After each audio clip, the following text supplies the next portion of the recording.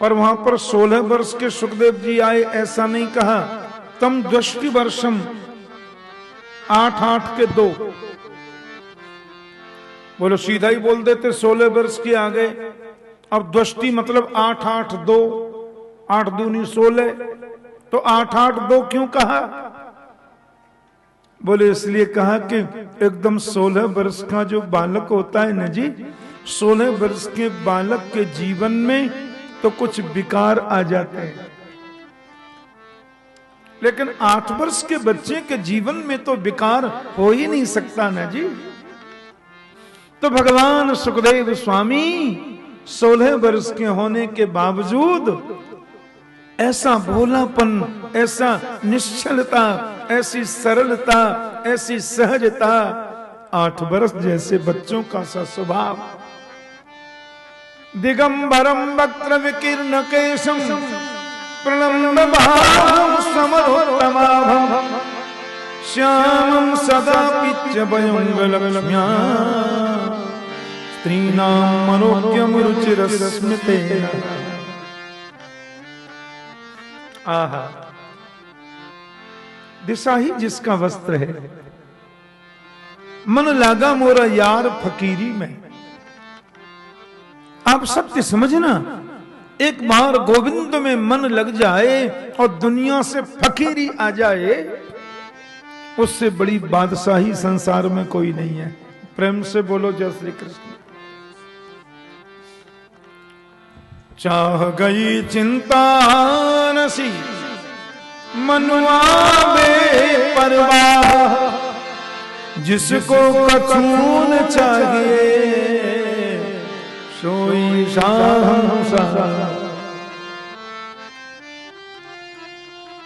भगवान सुखदेव तो ऐसे अलमस्त संत हैं, क्रोध कभी आता नहीं, छल कपट है ही नहीं। मनस्येकम वचस्येकम कर्मण्येकम महात्मनाम, मनस्यन्यत वचस्यन्यत कर्मणि अन्यत दुरात्मनाम। भैया जो बात मन में सोचते वो वाणी से बोलते भगवान सुखदेव, और जो वाणी से बोले वही करके दिखाते ऐसा लाड़िला संत। कुछ बच्चों की भी भीड़ चल रही थी, बच्चे कह रहे थे नंगा बाबा आ गया, नंगा बाबा आ गया। श्याम वर्ण की कांति है, और ऐसा लगता है जैसे श्री गोपाल जी ही सुखदेव के रूप में पधारे हैं क्या। आप सत्य समझना, बड़े बड़े जटाधारी, मठाधारी, सोटाधारी, लोटाधारी, दूधाधारी, बबूतीधारी, बड़े बड़े योगी संत भगवान सुखदेव को देख करके सब खड़े हो गए। बोलिए सुखदेव जी महाराज की जय। भगवान व्यास नंदन को देख करके संत मंडली खड़ी हो गई। अब सुनो, वहां वशिष्ठ जी बैठे हैं। ये वशिष्ठ जी कौन है? ये सुखदेव जी के पर बाबा लगते हैं। पर बाबा समझते हैं? पर बाबा के पिताजी। फिर वहां बैठे हैं पराशर जी, ये पराशर सुखदेव जी के बाबा लगते हैं। वहां बैठे हैं वेदव्यास जी, ये सुखदेव जी के पिताश्री है। अत्रि मुनि बैठे, च्यवन मुनि बैठे, भरद्वाज मुनि बैठे, सरद्वान मुनि बैठे, और वो समुद्र को पी गए थे ना 3 चुल्लू में। बताओ क्या नाम है उनका? अगस्त्य मुनि। सो महाराज अगस्त्य मुनि भी वहीं बैठे।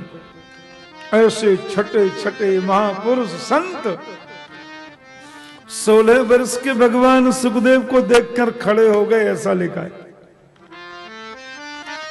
और परीक्षित को सबने इशारा कर दिया, राजन अब तो तुम ये समझ लो कि तुम्हारी मुक्ति तुम्हारी मुट्ठी में आ गई। मुक्ति ही करतले स्थित। बहुत आनंद मिला। सब ऋषियों ने मन ही मन प्रणाम किया। अच्छा, हम थोड़ा सुखदेव जी को प्रणाम कर लें? तो चलो मेरे संग गाओ प्रेम से। हरि नाम सुनाने वाले, हरि नाम सुनाने वाले, हरि कथा सुनाने वाले तुमको लाखों प्रणाम। तुमको लाखों प्रणाम, तुमको लाखों प्रणाम। कथा सुनाने वाले, हरि कथा सुनाने वाले तुमको लाखों प्रणाम, तुमको लाखों प्रणाम, तुमको लाखों प्रणाम।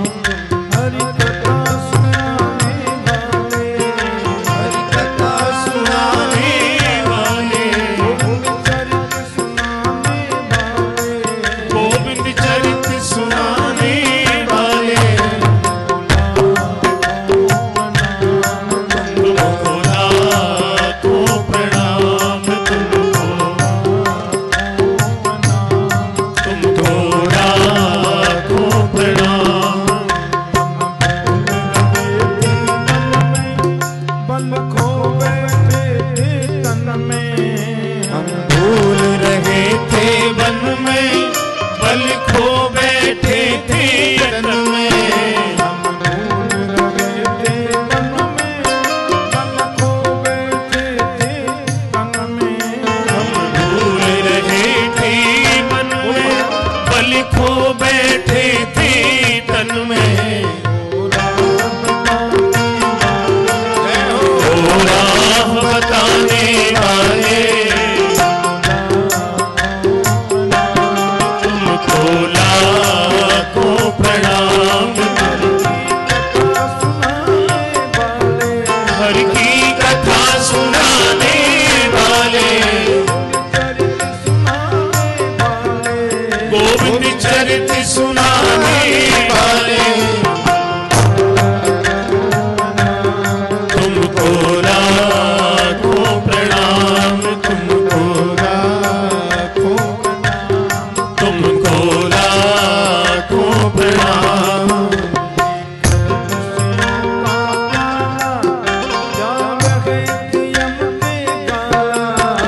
लेकर विषयों का प्याला, जा रहे थे यम के गाला।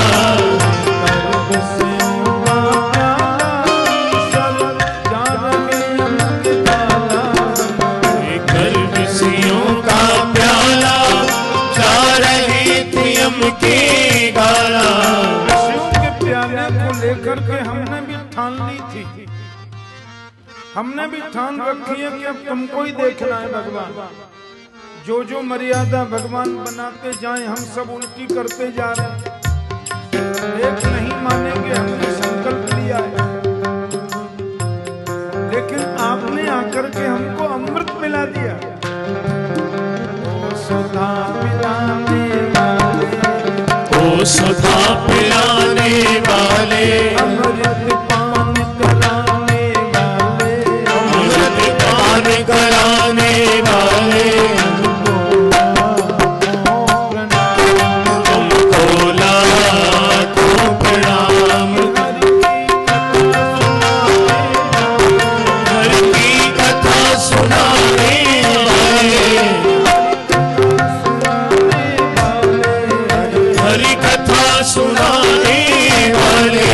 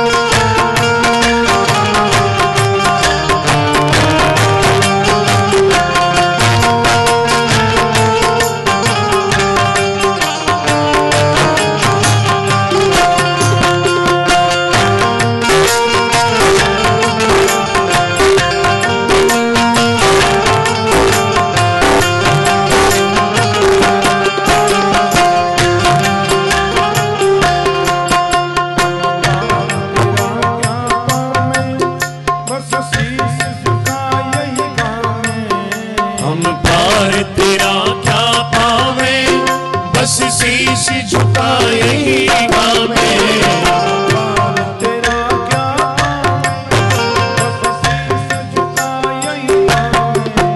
हम पार तेरा क्या पावे, बस शीश झुकाए गावे।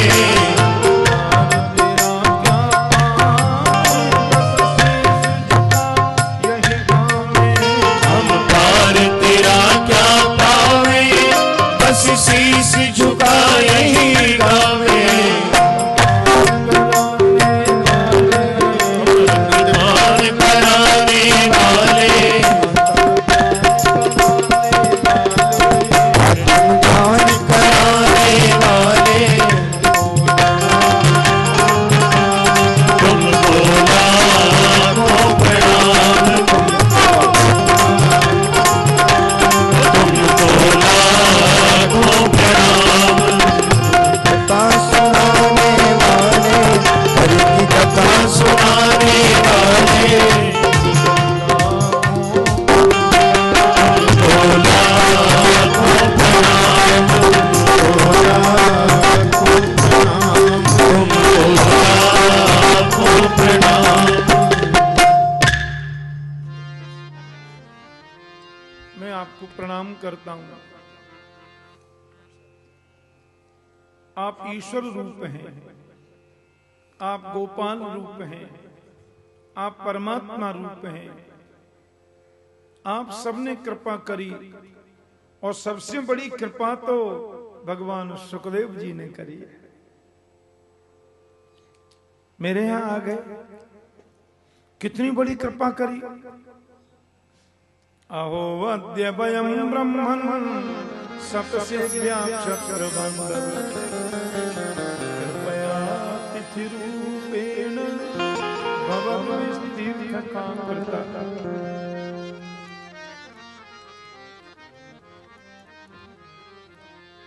आप तो समाधि लगाने वाले महापुरुष हैं और आपके बारे में तो श्रवण किया मैंने। सगोदो हनुमात्रम ही ग्रहेषु ग्रह में धिनाम। जितनी देर में गाय दुही जाती है उससे ज्यादा समय सुखदेव जी कहीं रुकते नहीं हैं।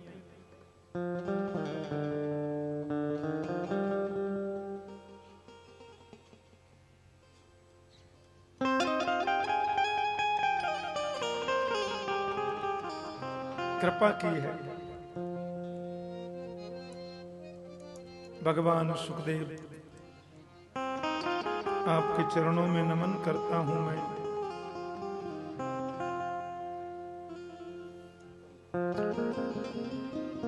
संतों का दर्शन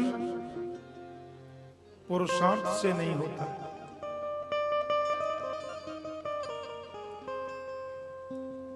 यह सुख साधन से नहीं होई। तुम्हारी कृपा पाव कोई कोई, सत्संग साधन से नहीं मिलता।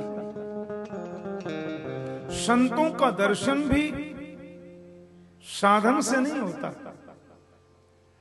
भगवान की बहुत बड़ी कृपा होती है तो संतों का दर्शन मिलता है।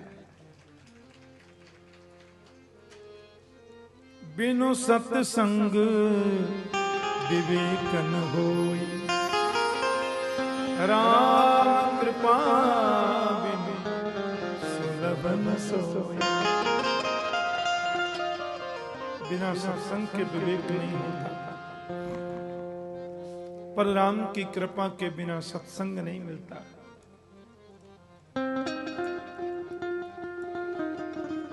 7 दिन में जिसको मर जाना है उसकी मुक्ति का उपाय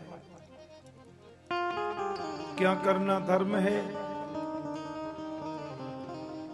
क्या नहीं करना चाहिए जो अधर्म है, इसकी व्याख्या आपके श्री मुख से बताएं। भगवान सुखदेव स्वामी कहते हैं, राजन ये प्रश्न तुमने अपने लिए किया ही नहीं है। बरिया ने सते प्रश्न करतो लोक हितो नप। आत्मवित सम्मत पुंसाम श्रोतव्याधसु पर। ये समाज के कल्याण के लिए आपने किया है, और मेरा निवेदन तो सिर्फ इतना है, खट्वांग राजा को पता चला कि मेरी मृत्यु होने वाली है।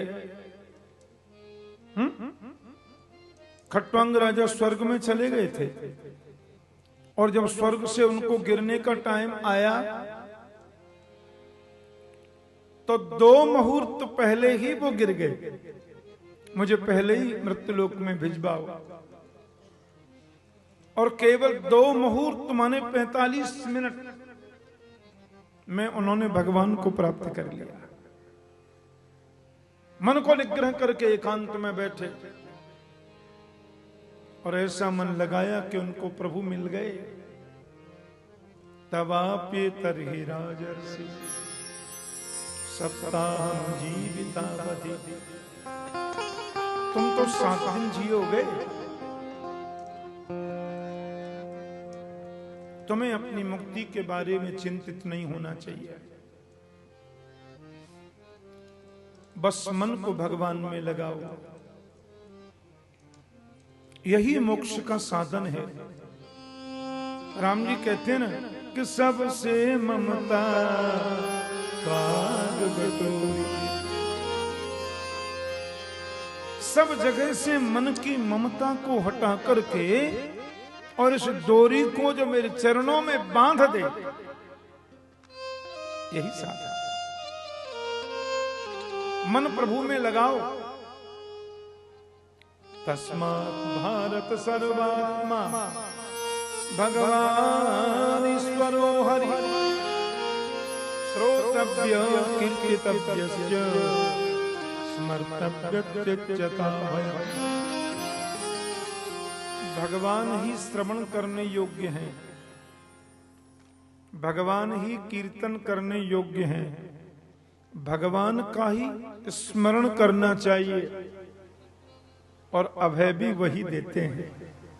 मन लगाओ प्रभु में।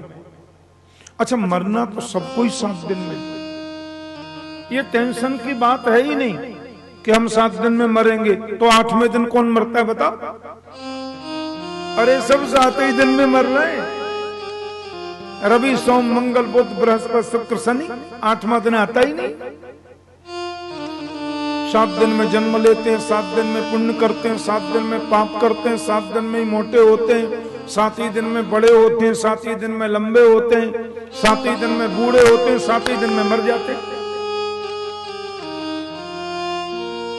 अब हम लोगों की परिस्थिति यह है राजन कि रात तो हमने सो करके निकाल दी और दिन परिवार के भरण पोषण में लगा दिया, तो भगवान के लिए तो टाइम दिया ही नहीं ना हमने। बिल्कुल भगवान को तो समय दिया ही नहीं है ना। इसलिए पहली बात है, आसन को जीतो। एक आसन से ज्यादा देर बैठने का स्वभाव बनाओ। जितासन, रोज प्राणायाम करके श्वास पर विजय प्राप्त करो। और जितसंग संग जीतो। संसर्गजा दोष गुणा भवंती। व्यक्ति में दोष भी आते हैं संग से और गुण भी आते हैं संग से।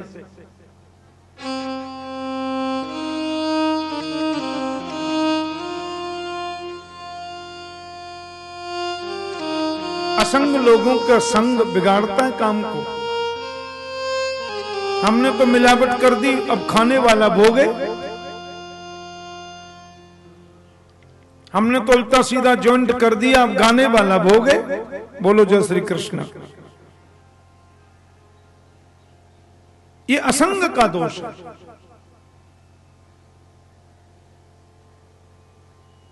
वो नहीं है तो चलो 2 नंबर वाला ही लगा दो। नंबर 1 और कहीं बिजिए। ये सब ठीक नहीं है। क्योंकि जिसको उससे सामना करना पड़ता है, भोगना तो उसको पड़ता है ना जी। इसलिए जीवन में प्रयास करो कि महापुरुषों का संग मिले। कोई लाल कपड़े से ही महापुरुष नहीं होते, कोई पीले कपड़े से ही महापुरुष नहीं होते, कोई जटा रखाने से ही महापुरुष नहीं होते। ईमानदारी से विश्वास पूर्वक काम करने वाले भी महापुरुष होते हैं। बोलो जय श्री कृष्ण।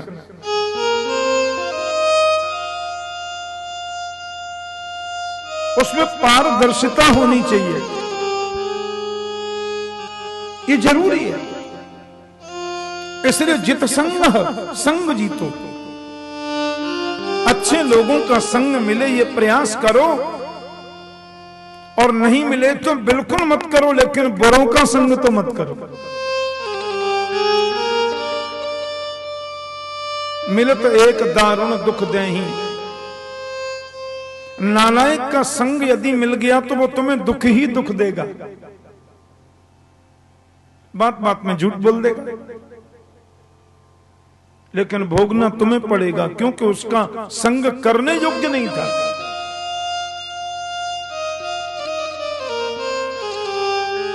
पारदर्शिता, महापुरुषों का संग मिले ये चेष्टा करो। और चौथी बात है जितेंद्रिय, इंद्रियों को जीतो। देखना इंद्रियों के न घोड़े भगे, उनमें हरदम ये संयम के घोड़े लगे।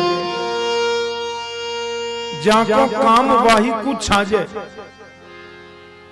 जिसका जो काम है वो उसी को करना चाहिए, दूसरा करेगा तो गड़बड़ होगी। प्रेम से बोलो जय श्री कृष्ण।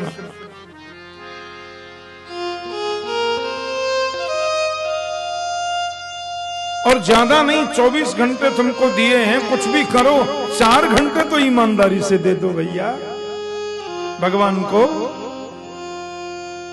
उसमें भी हम अनेक कार्यों में व्यवधान कर देते हैं, ये नासमझी। अपने कर्तव्य का पालन निष्ठा से करना ये धर्म है। भगवान ने मुझे सेवा दी है कि तुम्हें ठाकुर जी भागवत करनी है। 10 फरवरी को 40 वर्ष हो जाएंगे मुझे कथा करते। 10 फरवरी 1975 से हमने कथा कहना आरंभ किया, और इन 40 वर्षों में कंटिन्यू कथा चलती रहती है। मुझे कथा में आलस्य बहुत बुरा लगता है। 3 बजे का टाइम है कथा शुरू करने का, तो मुझे 2:55 पर व्यास गद्दी पे होना चाहिए। फिर मैं परवाह नहीं करता कितने श्रोता आए कि नहीं आए, माइक चला कि नहीं चला, पंडित जी गर्रा रहे कि नहीं मंत्र, इससे मुझे मतलब नहीं। 3 बजे शुरू माने शुरू होना चाहिए। प्रभु ने सेवा दी है। अब देखो 28 को यहां कथा समापन होगी। 28 की कथा यहां 2 बजे से 6 बजे तक होगी, और 8:30 का फ्लाइट है हमारे कलकत्ते का। 29 तारीख को कलकत्ता में शुरू हुआ कथा, वहां संपन्न करते फिर नासिक में आरंभ है। भगवान कहते हैं बेटा तुमको सेवा मिली है, भगवत लीलाओं को सुनाकर, शास्त्रों की मर्यादा लोगों को बताकर, और लोगों को सन्मार्ग पर चलने की प्रेरणा देना, ये तुम्हारी ड्यूटी है। ये तुमको सेवा दी है मैंने। इसमें आलस्य नहीं, इसमें निश्चलता हो, पारदर्शिता हो। यही हमारा भजन है और यही हमारी साधना है। प्रेम से बोलो ना जय श्री कृष्ण। बिल्कुल वो निष्ठा से होना चाहिए, और उसमें बड़ी जरूरी है। और इससे बढ़िया और क्या हो सकता है। मुझे तो कभी कभी बहुत मन में खुशी होती है, कितना बड़ा भाग्य मेरा, ब्राह्मण कुल में जन्म लिया, ब्रजमंडल में जन्मा, खांटी ब्रजवासी परिवार में जन्मा, जहां गोविंद के चरण पड़े जिस भूमि पर, और प्रभु ने सेवा भी दी, अपनी कथा गाने की सेवा दे दी। आज यहां, कल वहां, फिर देश में, फिर विदेश में, कितना बड़ा भाग्य है हमारा। लेकिन इसमें यदि हम ईमानदारी नहीं रखेंगे, निष्ठा से शास्त्रों का सही मर्म उसको पहले जानना, फिर उसका निधिध्यासन करना, फिर लोगों तक उसको सही रूप में पहुंचाना, ये हमारी सेवा है। अब इसमें यदि हम कोताही करेंगे तो भगवान तो बुरा मानेंगे ना जी, ये नहीं करना चाहिए। और एकांत में बैठो परीक्षित, फिर भगवान के स्वरूप का ध्यान करो। पाताल में तस्यहि पादम पठन्ति पार्श्वे प्रपते रसातलम। ये 14 लोग जो है ना, उनको भगवान के स्वरूप में परिकल्पित करो। भू भुवा स्वः मह जन तप सत्य, और अतल वितल सुतल तलातल पाताल महाकाल आदि, इन 14 लोगों को भगवान में परिकल्पित करो। अच्छा, आपने देखा है शालिग्राम जी को? शालिग्राम जी गोल होते हैं, गुलाब जामुन की साइज के होते हैं शालिग्राम, गोल गोल। शालिग्राम की पूजा का मतलब है हम पूरे ब्रह्मांड की पूजा कर रहे हैं, पूरे संसार की पूजा कर रहे हैं। क्योंकि भैया एक नूर से सब जग उपजिया, उसी में से सब प्रकट हुआ है और उसी में सब है। क्योंकि यह सब ब्रह्म च क्षत्रंच उभय भवतु ओदनम, ये ब्राह्मण क्षत्रिय वैश्य ये सब उसके दाल भात हैं। और दुनिया में जो कुछ भी हमको दिखाई दे रहा है, ये विराट परमात्मा के पेट में ही तो हम सब बैठे। ये दिल्ली है, चाहे कोलकाता है, चाहे चेन्नई है, चाहे मुंबई है, चाहे बेंगलोर है, चाहे पूना है, चाहे श्रीनगर है, चाहे लेह लद्दाख है, ये सब भगवान के उदर में ही तो है, सब प्रभु के पेट में।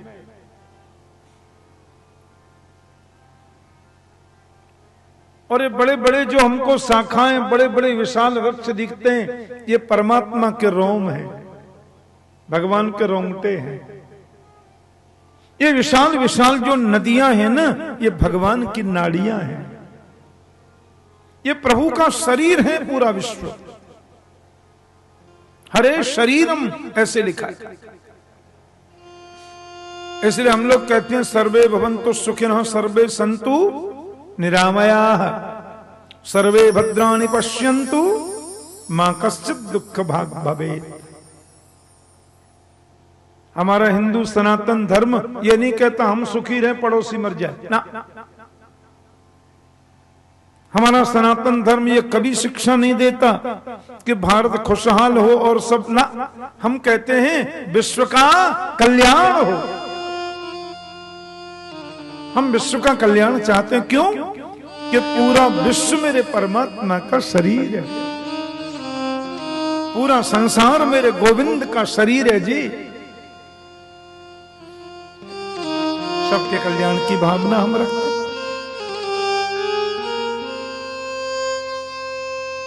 क्योंकि दुनिया में वही सबसे पहले था, कुछ नहीं था। वेद में एक बड़ा सुंदर मंत्र है, हिरण्यगर्भः समवर्तताग्रे भूतस्य जातः पतिरेक आसीत् सदा भारत पृथ्वीमुपेयाम् तस्मै देवाय अभिखाविदे।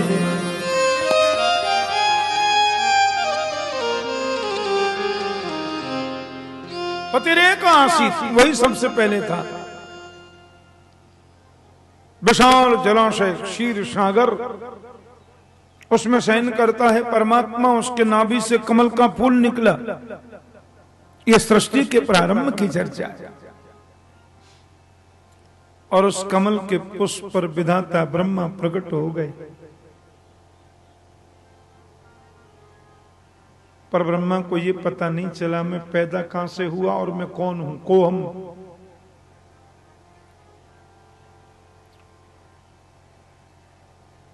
समाधि लगा के बैठे।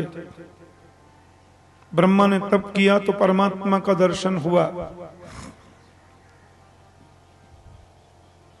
भगवान ने कहा हमने तुमको विधाता नाम दिया है और अब तुम सृष्टि को चलाओ। बोले महाराज मेरे में अहंकार आ जाएगा, अभिमान आ सकता है। जरा सी ऊंची गद्दी पर बैठकर के जीव भगवान को भूल जाता है। तो प्रभु ने उनको उपदेश किया, परमात्मा ने, अहमेवा समेवाग्रे नान्यत यद सद सत परम पश्चात अहम यदे तच्च यो वशिष्येत सोस्म्यहम्। सारी दुनिया में सबसे पहले मैं था, दुनिया को बनने के बाद भी केवल मैं होता हूं, और दुनिया के खत्म होने पर जो बचता है वो केवल मैं हूं। जो चीज होने पर भी दिखाई नहीं देती और जो नहीं होने पर भी जबरदस्ती दिखती है, उसको मेरी माया समझो। ऋतेर्थम यत् प्रतीयेत न प्रतीयेत चात्मनि तद्विद्यात आत्मनो मायाम यथा भासो यथा तम। ध्यान से सुनना। आकाश में चंद्रमा एक है, पर आंख में ऐसे उंगली रगड़ोगे तो 5 चंदा दिखेंगे। नवग्रह में राहु होने के बावजूद दिखता नहीं है। अच्छा, भगवान सब में है, इसका प्रमाण क्या है? यथा महन्ति भूतानि भूतेषु वचस्वन् प्रविष्टान्य प्रविष्टानि तथा तेषु न तेष्वः। जैसे पृथ्वी, जल, तेज, वायु, आकाश, ये 5 तत्व हैं। पांचों तत्व सब में व्याप्त हैं और सबसे अलग भी हैं। हमारे शरीर में 5 चीजें हैं कि नहीं बताओ? पृथ्वी, जल, तेज, वायु, आकाश। पृथ्वी है कि नहीं?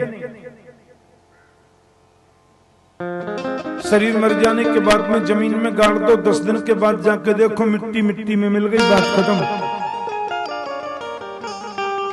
ये मिट्टी है। हमारे शरीर में वायु है। अरे तभी तो सांस ले रहे हैं, 24 घंटे चलता ही रहता है वायु। हमारे शरीर में अग्नि है। ऐसे अपने हाथों को जोर से रगड़ो और ऐसा रगड़ो जोर से 45 मिनट, फिर गाल पे लगा के देखो, लगेगा मुंह जल गया। आकाश यदि शरीर में नहीं हो तो भोजन करोगे कैसे? पेट में आकाश है तभी तो भोजन कर रहे हैं। हमारी नाड़ियों में आकाश है तभी तो रक्त चल रहा है, खून चल रहा है। ये 5 तत्व हमारे शरीर में है और शरीर से बाहर भी है। इसी प्रकार परमात्मा सब में है, सबसे अलग है। अन्वय व्यतिरेकाभ्याम यत स्यात् सर्वत्र सर्वदा। आत्मा के तत्व के जिज्ञासु को यही समझना पर्याप्त है, अन्य व्यतिरेक से जो सर्वत्र विद्यमान रहे वही चिन्मयी शाश्वत आत्मा है। इसको भागवत धर्म कहते हैं। भागवत का मतलब होता है भगवान का। जो भगवान का है वो भागवत है। भगवत इदम भागवतम, भगवता प्रोक्तम भागवतम। भगवान का बनने के लिए ब्राह्मण होना जरूरी नहीं है। भगवान का बनने के लिए वैश्य व्यापारी होना जरूरी नहीं है। भगवान का बनने के लिए कोई बहुत बड़े करोड़पति घर में जन्म लेना जरूरी नहीं है। राजन, भगवान का बनने के लिए तो भगवान का होना जरूरी है। बोलो जय श्री कृष्ण। भगवान का बनना है।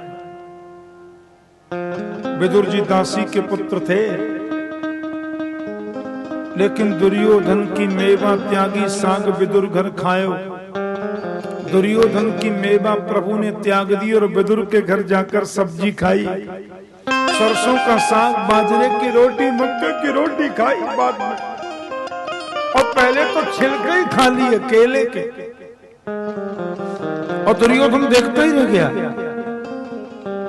इतना प्रभु ने विदुर की याद करी, लीला संपन्न करके जा रहे थे तो भगवान को लगा, लीला संपन्न करके जा रहे थे परमात्मा। उद्धव से कहा, मुझे विदुर की बहुत याद आती है, एक बार मेरे विदुर को मेरा समाचार सुनाओ उद्धव। ठीक है महाराज। भगवान के जाने के बाद में उद्धव भी रो रहे थे प्रभु की याद में, और विदुर महाराज भी उनके वियोग में रुदन कर रहे थे।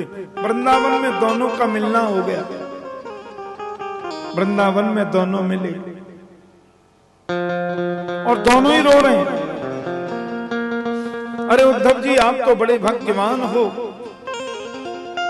भाग्यवान इसलिए हो कि प्रभु के तुम सखा बने, शिष्य बने। उद्धव बोले, भाग्यवान मैं नहीं, भाग्यवंत तो आप हैं। क्यों? कि प्रभु तुम्हारी याद में रोए। भगवान की आंखों से जिसके स्मरण में आंसू आ जाए, उससे बड़ा पुण्यात्मा